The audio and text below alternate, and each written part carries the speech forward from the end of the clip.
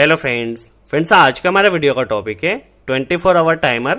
आज street light timer setting किस तरह की जाती है, इसका कनेक्शन किस तरह किया जाता है, सब कुछ आज के वीडियो में हम प्रैक्टिकली सीखने वाले हैं।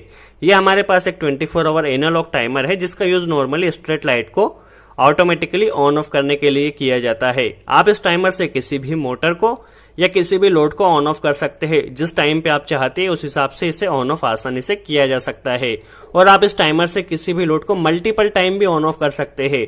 दैट मीन्स आप चाहते हैं, सपोज फॉर एग्जांपल आप चाहते हैं आपके पास कोई लोड है वो शाम को 6 बजे ऑन हो तो 8 बजे तक ऑन रहे, और चाहते हैं दोपहर में 2 बजे चालू हो तो दिन में 2 बजे तक चलता रहे। या आप कोई भी टाइम, जो टाइमिंग आप चाहते हैं उस टाइमिंग के हिसाब से आप इस लोड को ऑन ऑफ कर सकते हैं। आपको उसके लिए करना क्या होगा, जो ये ब्लैक रो देख रहे हैं इसे नॉर्मली हम डिप स्विच कहते हैं।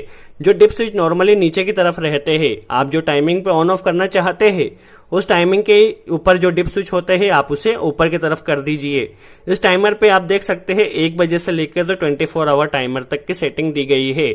आप जो टाइमिंग चाहते हैं उस टाइमिंग के डिप स्विच को आप ऊपर कर दीजिए तो आपका लोड होगा उस हिसाब से ऑन ऑफ रहेगा। तो ये तो नॉर्मली हुआ डिप स्विच। अब यहाँ पे हम समझ लेते हैं ये ऑटो और मैनुअल का एक बटन दिया गया है, इसका क्या फंक्शन है यह समझ लेते हैं। चलिए, ऑटो मैनुअल जो स्विच है इसका क्या मतलब है। यदि आपने जो मैनुअल ये स्विच है इसे बीच में रखा है तो आपने जो टाइमिंग सेट की है उस टाइमिंग के हिसाब से आपका लोड ऑन ऑफ होता रहेगा। यदि आपने इस स्विच को ऊपर की तरफ कर दिया है तो आपने इसमें कुछ भी सेटिंग की हो उससे कोई मतलब नहीं है। आपका जो लोड है वो परमानेंट ऑन रहेगा, आपका टाइमिंग के हिसाब से लोड ऑन नहीं रहेगा। दैट मीन्स परमानेंट ऑन हो जाएगा। यदि आपने इस सेटिंग को नीचे की तरफ की है तो आपका जो लोड होगा वो परमानेंट ऑफ हो जाएगा, कभी भी ऑन नहीं होगा। नॉर्मली हमें यदि स्ट्रीट लाइट टाइमर से रिलेटेड जो भी कनेक्शन है उसे ऑफ करना होता है तो वैसे तो हम एमसीबी से ऑफ कर सकते हैं, बट यदि हम एमसीबी से नहीं चाहते तो इसका स्विच को नीचे कर दे तो जो हमारा लोड होगा वो परमानेंटली ऑफ हो जाएगा। यदि हम टाइम के हिसाब से ऑन ऑफ करना चाहते तो इसे हमें सेंटर में रखना होगा। तो ये नॉर्मली इसकी ऑटो मैनुअल सेटिंग थी। चलिए अब इसका कनेक्शन के लिए हमें क्या करना होगा हम समझ लेते हैं। नॉर्मली आप यहाँ पे देख सकते हैं 1 2 3 4 एंड 5 5 टर्मिनल यहाँ पे दिए गए हैं।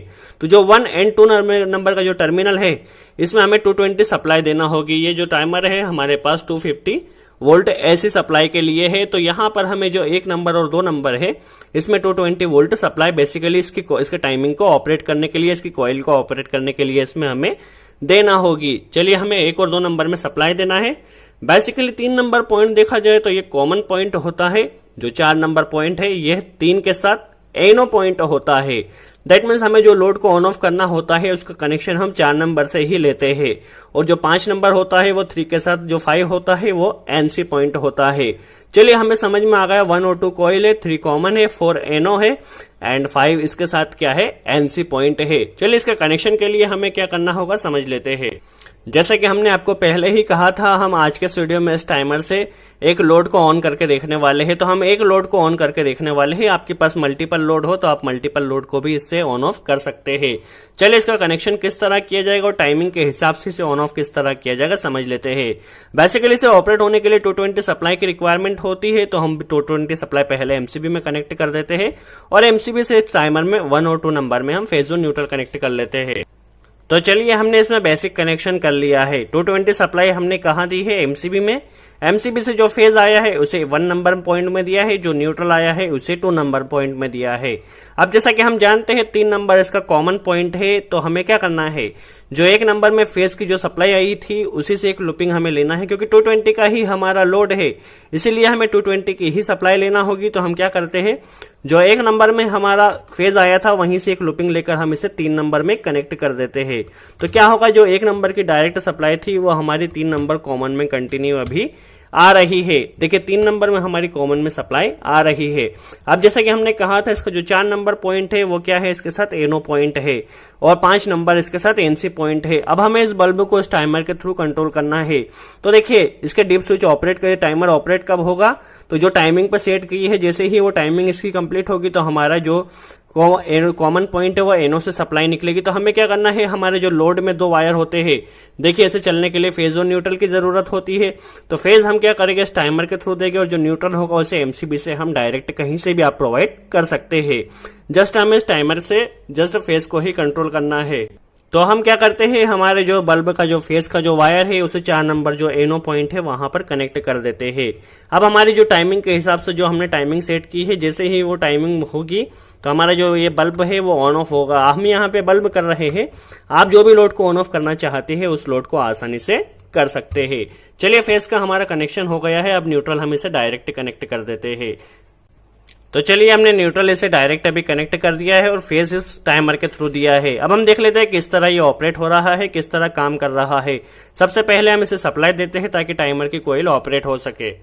तो चलिए, अब हम एमसीबी को ऑन कर देते हैं और हमने टाइमिंग क्या सेट की है, शाम के 6 से तो 8 तक हमारा लोड ऑन होना चाहिए, और दोपहर में क्या किया है हमने 12 से तो 2 बजे तक का हमारा लोड ऑन होना चाहिए। चलिए, अब जैसे ही हमारा जो लोड होगा, लोड का टाइमिंग यहाँ पर आएगा इस एरो के सामने, तो हमारा लोड ऑन होगा। चलिए, इसे हम मैनुअली अभी ऑपरेट करके देख लेते हैं। जैसे ही अभी इसकी सप्लाई देते ही इसका लोड का टाइमिंग चालू हो चुका है। अब ऑपरेट कैसे होगा हम समझ लेते हैं। देखिए, जैसे ही अभी 6 बजने वाली है, जैसे ही 6 बजेगी तो हमारा जो लाइट है वो ऑन होगा। देखिए, 6 बजते ही हमारा लाइट इस टाइमर के थ्रू ऑन हो गया। कब तक चलेगा ये? 8 बजे तक चलेगा। तो हम जैसे ही 8 बजेगी देखिए हमारा लाइट ऑफ हो जाएगा। 8 बजते ही हमारा जो लाइट है वह ऑफ हो गया है। अब क्या होगा, दोपहर में जैसे ही 12 बजेगी हमारा ऑपरेट होगा। जैसे ही 12 बजेगी, देखिए अभी 12 बजने वाली है, जैसे ही 12 बजेगी हमारा टाइमर फिर ऑन होगा। अब ये कब तक चलेगा? 2 बजे तक चलेगा। तो जैसे ही 2 बजेगी हमारा जो लाइट है वह ऑफ हो जाएगा।